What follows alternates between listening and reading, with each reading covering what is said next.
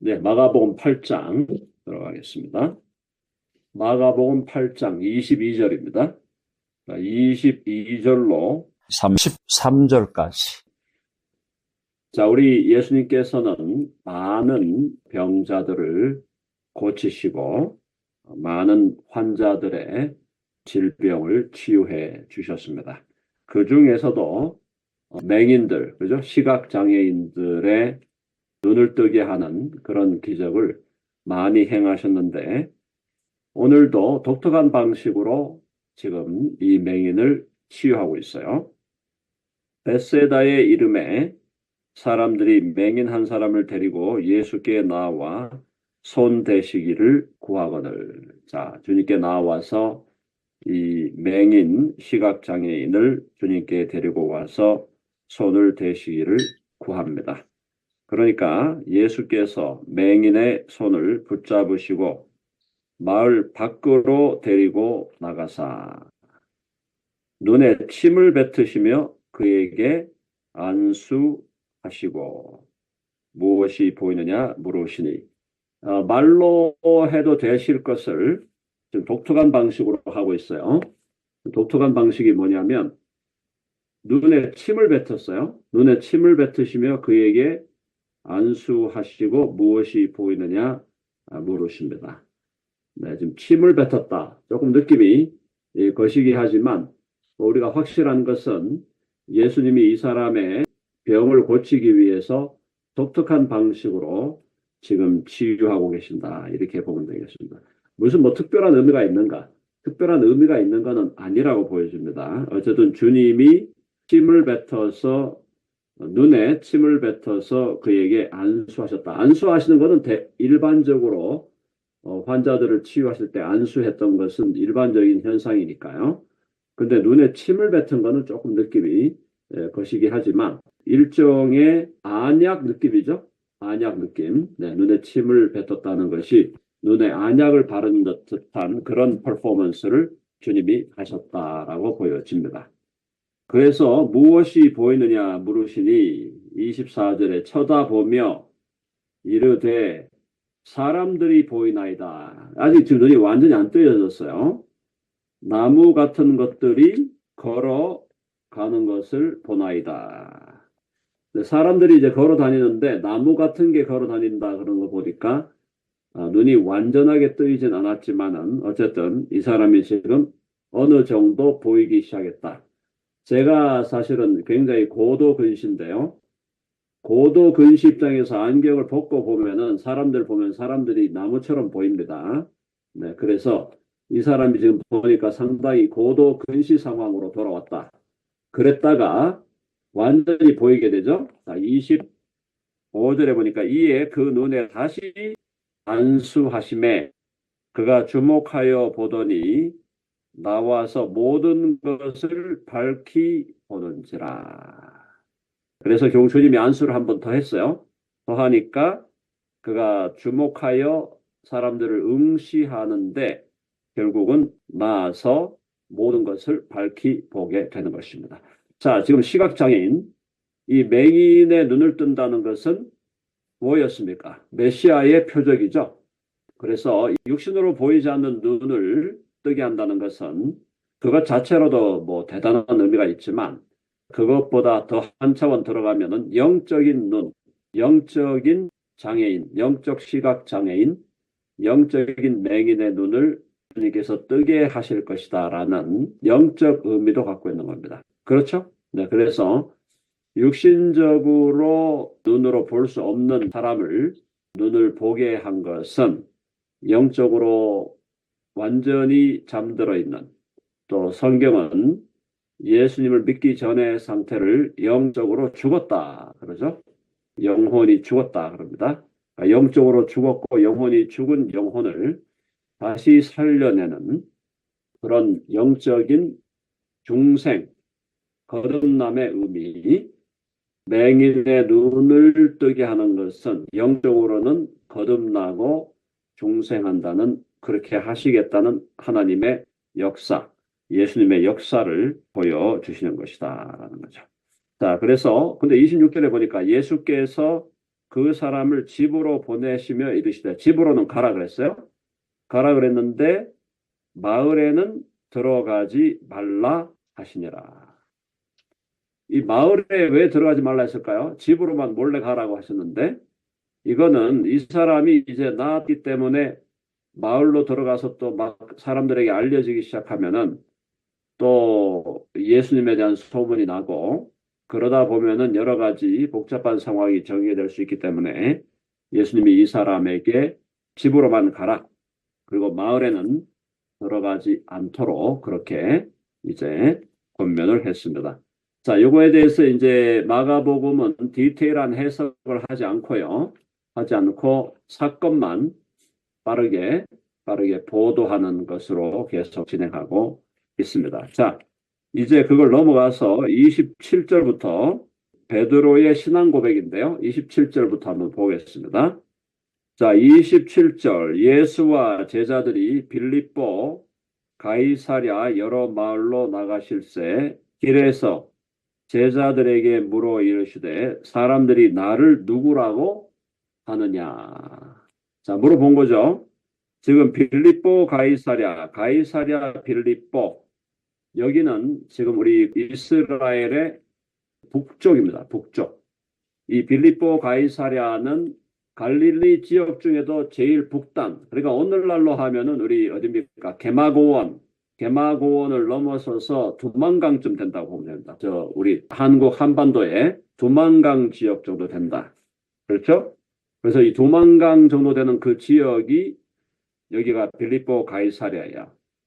이 가이사랴에서 여러 마을로 나가실새 길에서 제자들에게 물어보십니다. 뭐라고 묻느냐면은, 사람들이 나를 누구라고 하느냐. 누구라고 하느냐. 이게 뭐죠? 예수님의 정체성에 대해서 물은 거죠. 예수님의 정체성. 자, 28절. 자, 여기서 지금 이때의 사람들이 예수님에 대해서 어떻게 생각했냐 하면은, 세례 요한이라고 봤던 사람들이 있어요. 세례 요한. 이때 지금 세례 요한이 죽은 상태거든요. 세례 요한이 죽었기 때문에 세례 요한이 다시 살아났다라고 보는 견해가 하나 있었습니다. 두 번째는 엘리야. 왜 엘리야라고 했을까요? 엘리야는 구약에서 가장 이적과 표적을 가장 많이 행한 선지자입니다. 모세와 더불어 구약에서 가장 많은 기적을 행한 사람이 엘리야예요.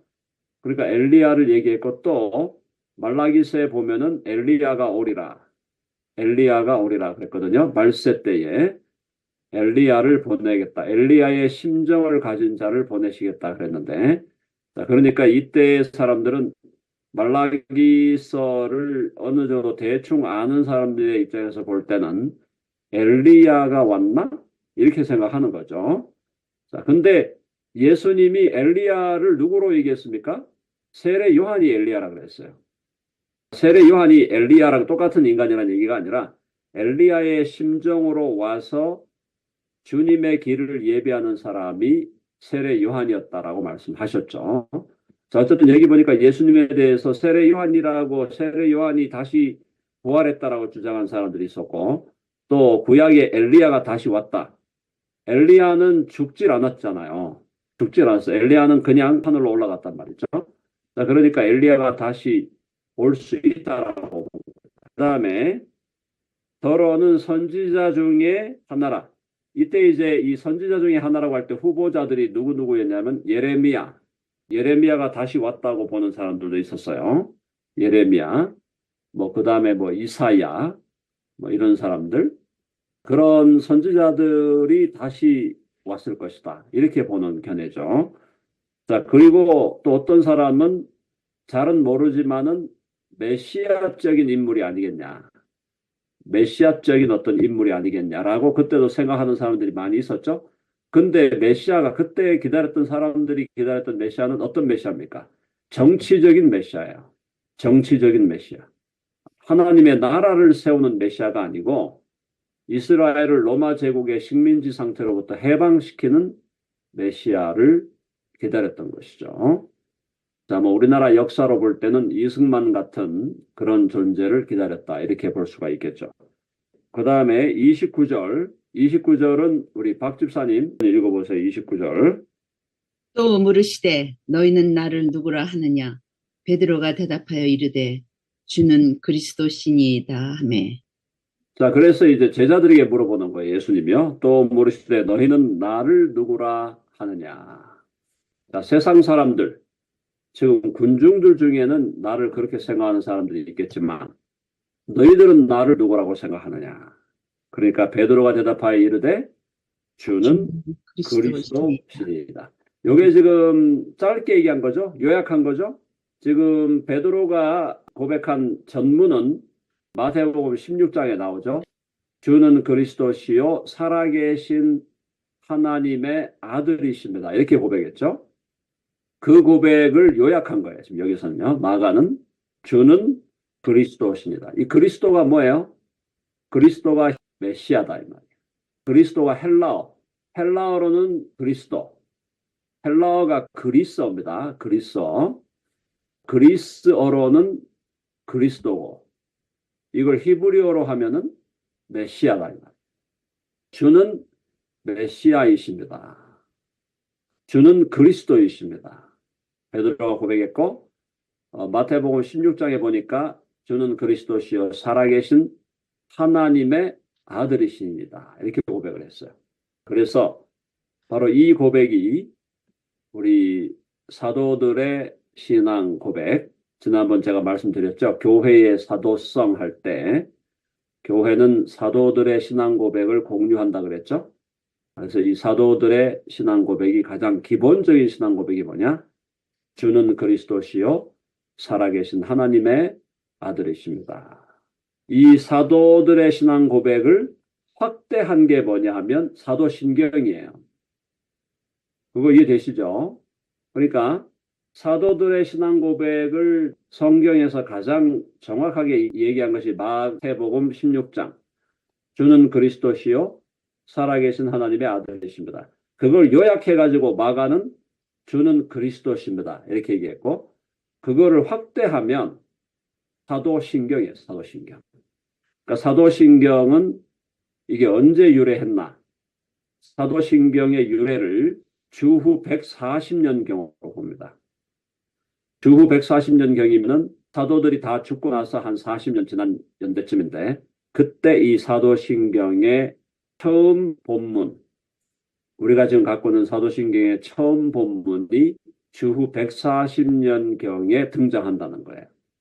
그러니까 이 사도신경은 사도들의 신앙 고백을 확대해서 정리한 것이다. 이렇게 보면 되는 거죠. 사도신경의 내용은 사실은 고칠 게 없습니다. 뭐 거의 완벽하다고 볼 수가 있어요. 그래서 주는 그리스도시니다라고 하는 마가의 이 요약, 베드로의 고백을 또 베드로의 고백을 마태는 그대로 주는 그리스도시요 살아계신 하나님의 아들이십니다. 그걸 사도신경은 확대해서 전능하사 천지를 만드신 하나님 아버지를 내가 믿사오며 그 외아들 우리 주 예수 그리스도를 믿사오니 쭉 나가고 성령을 믿사오며 그 다음에 거룩한 공회와 성도가 서로 교통하는 것과 사도신경의 구조는 삼위일체 플러스 교회죠. 전능하사 천지를 만드신 하나님 아버지를 내가 믿사오며 성부 그 외아들 우리 주 예수 그리스도를 믿사오니 성자 성령을 믿사오며 성령 그 다음에 거룩한 공회와 성도가 서로 교통하는 것과 그게 교회예요. 교회. 그래서 사도신경은 성부 성자 성령 플러스 교회 4개의 구조로 되어 있죠. 그리고 사도신경 전에 베드로가 얘기한 것이 주는 그리스도시요 살아계신 하나님의 아들이십니다. 마가는 이걸 요약해서 정리를 했습니다. 자, 근데 30절에 보니까 예수님이 여기에 대해서 계속 비밀 유지하라는 겁니다. 이에 자기의 일을 아무에게도 말하지 말라 경고하시고 이거를 자꾸 이렇게 개방해가지고 공개적으로 하지 말라고 하는 것은 여러 가지 이유가 있지만 가장 큰 이유는 예수님의 때, 예수님이 사람들에게 잡혀서 죽음을 당하시고 부활하시는 그 때가 아직 이르지 않았기 때문에 주님께서 일단은 주님의 그 정체성에 대해서 지나치게 공개적으로 이야기하지 말 것을 주님이 제자들에게 부탁을 한 것입니다. 그러면서 이제 주님이 또 지금 그 이야기 30절에서 아무에게도 말하지 말라고 한 건 또 다른 이유는 사람들이 메시아를 생각할 때 뭘로 생각하고 있습니까? 정치적인 메시아로 생각하고 있는 거예요. 정치적 메시아로 생각하니까 이때 사람들이 예수님을 어떻게 하려고 했냐면은 예수님을 왕으로 삼으려고 했어요. 그럼 예수님을 왕으로 삼으려고 한다는 것은 뭐가 일어난다는 겁니까? 혁명이 일어나는 거고 쿠데타가 일어나는 거예요. 예수님이 십자가에 잡혀 죽으시기도 전에 쿠데타가 일어나고 혁명이 일어나면 안 된다 이 말입니다. 그렇죠? 예수님이 당신이 메시아라는 그 신분을 지금 이거를 숨겨야 되는 이유가 여러 가지 이유가 있는 거예요. 근데 핵심은 예수님이 이 땅에 세상 임금 되기 위해 오신 게 아니죠. 세상에 임금 되기 위해 오신 게 아닙니다. 예수님은 이 땅에서 죽으시러 오셨어요. 죽으시고 십자가에서 죽으시고 부활하기 위해 오신 거예요. 자, 그래서 31절은 명만재 집사님 한번 읽어봐 주세요.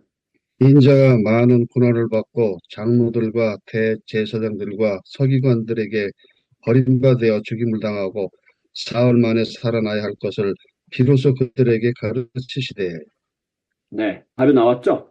자, 인자가 많은 고난을 받고 장로들과 대제사장들과 서기관들에게 버림받아. 여기 장로가 바로 여기 바리새인들이에요. 바리새인들. 예수님이 십자가에 죽으실 것을 예고하는 거죠. 예수님이 십자가에 왜 죽으셔야 했나요? 우리의 죄를 대속하기 위해서는 반드시 주님이 죽으셔야 합니다. 십자가에 죽어서 주님 피 흘려 주셔야 그 피가 우리 죄를 대속하는 거죠. 우리 죄를 덮으시고 우리에게 죄 사함을 주는 유일한 방법은 예수님의 피를 흘려 주셔야 돼요. 자, 그래서 인자가 많은 고난을 받고 장로들과 대제사장들과 서기관들에게 버림받아 유대의 종교 지도자들이죠. 그들에게 버림받아 죽임을 당하고 그 다음에 사흘 만에 살아나야 할 것을 비로소 그들에게 가르치셨습니다. 그 얘기는 뭡니까? 내가 로마 제국을 뒤엎어 갖고 유대를 로마 제국의 식민지로부터 해방시키려고 온 게 아니야. 이렇게 얘기하십니다. 예수님이 오신 것은 십자가에서 죽고 부활하여 하나님의 나라를 세우러 오신 거죠. 예수님이 오신 것은 교회를 세우러 오신 거죠. 그렇죠? 정치적인 메시아의 일을 하기 위해 오신 것이 아니다라는 겁니다. 자, 그래서 이제 결과적으로 나중에 이제 이스라엘이 회복이 되긴 하는데 이스라엘의 역사가 이때부터 이제 참 잘못되어 가죠. 이때 예수님을 이제 붙잡아갖고 십자가에 못 박아 죽이는데 유대 군중들이 엄청나게 공헌을 하면서 주후 70년에 어떤 일이 벌어집니까? 주후 70년에 예루살렘이 완전히 초토화됩니다. 주후 70년에 로마의 디도 장군이 대군을 이끌고 들어와 가지고 예루살렘 성전을 다 파괴하고 예루살렘 성을 다 완전히 지배해 버리는, 그래서 예루살렘이 완전히 멸망하게 되죠. 그때부터 이제 이스라엘은 어떻게 됩니까? 또 세상 만방으로 흩어지게 돼요. 디아스포라. 자, 이스라엘 흩어졌다가 언제 회복됐죠? 그게 1948년이에요. 1948년에 이스라엘 국가가 다시 세워지면서 독립이 이루어지는데 놀라운 거죠. 1900년의 세월이 지났다. 1900년 동안 이스라엘이 국가 없이 살았어요. 식민지로도 존재하지 않았습니다. 식민지로도 존재하지 않고 다 뿔뿔이 흩어져 가지고 1900년을 돌아다니면서 이스라엘 사람들이 어디로 갔습니까? 러시아로 가고 폴란드로 가고, 그죠? 그리고 아주 많은 유대인들이 미국으로 왔잖아요. 그래서 지금 유대인들이 가장 많이 사는 나라가 미국이에요. 미국. 지금 이스라엘에 사는 유대인들은 지금 500만 밖에 안 될 거예요. 아마 500만이 안 될 수도 있어. 이스라엘 땅에 사는 사람들. 유대인들이 지금 미국 땅에 한 1000만 명이 살고 있습니다. 그러니까 유대인들의 입장에서 볼 때 이스라엘이 자기들의 고토지만은 자기들을 가장 자유롭게 잘 받아준 나라가 어딥니까? 미국이에요. 그러니까 유대인들이 미국이 자기들이 주인인 양 그렇게 행사하고 있는 거죠. 그것이 갖고 있는 장점도 있고 단점도 있죠. 그러니까 유대인들이 미국을 자기들의 나라인 것처럼 이렇게 주장하다 보니까 미국이라는 나라 유대인들의 좌지우지되는 그런 조금 안타까운 면들이 분명히 있죠. 분명히 있는데 그러면서도 지금 이스라엘이라는 지금 고토, 저 이스라엘이 그래도 보호받고 유지되는 이유는 이 미국에 있는 1,000만 명의 유대인들이 이스라엘이라는 나라를 지금 지키고 있는 거죠. 지키면서 미국 정부에게 로비를 해가지고 미국 정부가 이스라엘을 지키도록 그렇게 지금 하고 있는 겁니다. 자, 그래서 오늘 제가 말씀드리는 것은 예수님을 십자가에 못 박은 유대인들의 그 사건이 유대와 이스라엘에는 사실은 치명적인 어려움을 가져다 준 거죠. 그러니까 예수님을 잡아 죽인다는 것이 구속사적으로 볼 때는 당연히 그렇게 일어나야 됩니다. 그죠? 예수님을 잡아 죽여야 돼. 지금 가룟 유다가 팔아 넘기고 그 시대 종교 지도자들과 군중이 합사하죠. 그때는요. 빌라도가 내가 누구를 놓아주랴? 내가 누구를 놓아주랴? 강도 바라바냐? 아니면 예수냐? 그러니까 군중이 어떻게 했어요? 바라바를 놔줘라. 그리고 그러면 이 메시아라고 부르는 이 예수, 그리스도라고 하는 이 예수를 어떻게 할까? 십자가에 못 박아라. 십자가에 못 박아 죽여라. 그 군중들이에요. 근데 그 군중들이 누구였습니까? 오병이어로 떡 먹을 때 따라왔던 사람들이에요. 칠병이어로 떡 먹을 때 따라왔던 사람들이에요. 그 사람들이 예수 그리스도를 십자가에 못 박아라. 결국 십자가에 못 박혀 주님은 세상 죄를 지고 가는 하나님의 어린 양으로 십자가에서 우리를 위하여 몸을 찢으시고 피를 흘려 주심으로 우리의 죄를 대속하시는 놀라운 역사를 이루셨고 그 이후에 이스라엘은 70년도가 되어서 완전히 멸망하고 예루살렘 성전까지 다 파괴되고 그렇게 해서 1900년 동안에 유리하고 방랑하는 세월을 보내다가 1948년에 이스라엘이 새롭게 건국되고 회복되는데 놀라운 것은 1948년이 우리 대한민국이 건국된 해다라는 거예요. 기가 막힌 거죠. 이스라엘은 1948년 5월에 건국이 되고 우리는 1948년 8월에 건국이 되는.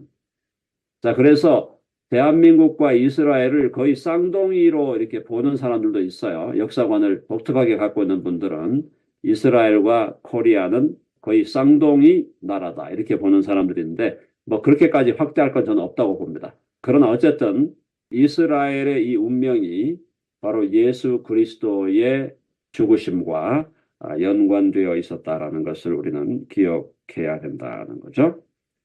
자, 그래서 32절 두 절만 더 보고 마무리합니다. 자, 32절에 보니까 드러내놓고 이 말씀을 하시니 베드로가 예수를 붙들고 항변하며 베드로는 여기서 정신 나간 짓을 하는 거예요.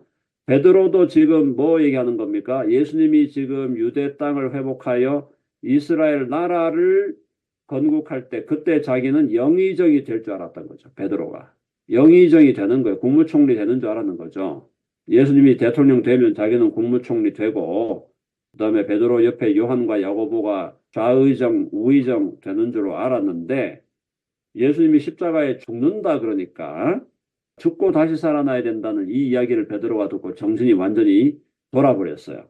마태복음에 보면은 베드로가 예수님을 막 꾸짖죠. 그래서 항변한다는 말은 이거 좀 굉장히 강한 말이에요. 베드로가 예수님을 책망하는 겁니다. 이거 완전 월권이에요. 선 넘은 거죠. 야, 선 넘지 마. 선 넘은 거예요. 지금 베드로가 예수님을 막 책망하는 거예요. 아니 어떻게 그러실 수 있냐. 아니 지금 나라를 회복해야 되고 이스라엘을 회복해야 되는데 뭔 죽음의 얘기를 지금 하냐. 막 예수님을 붙들고 막 베드로가 뭐라 그러는 거예요. 33절 예수께서 돌이키사 제자들을 보시며 베드로를 다시 꾸짖어 이르시되 사탄아 내 뒤로 물러가라. 베드로 보고 사탄아 물러가라 그랬어요.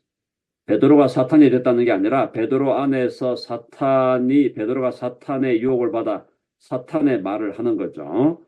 사탄아 내 뒤로 물러가라. 네가 하나님의 일을 생각지 아니하고 도리어 사람의 일을 생각하는도다. 사람의 일이 뭐예요? 정치적인 해방. 이스라엘의 정치적 해방을 생각하고 거기에 또 너 개인적인 욕심을 플러스 해가지고 네가 국무총리 하나 한 자리 해먹으려고 하는구나.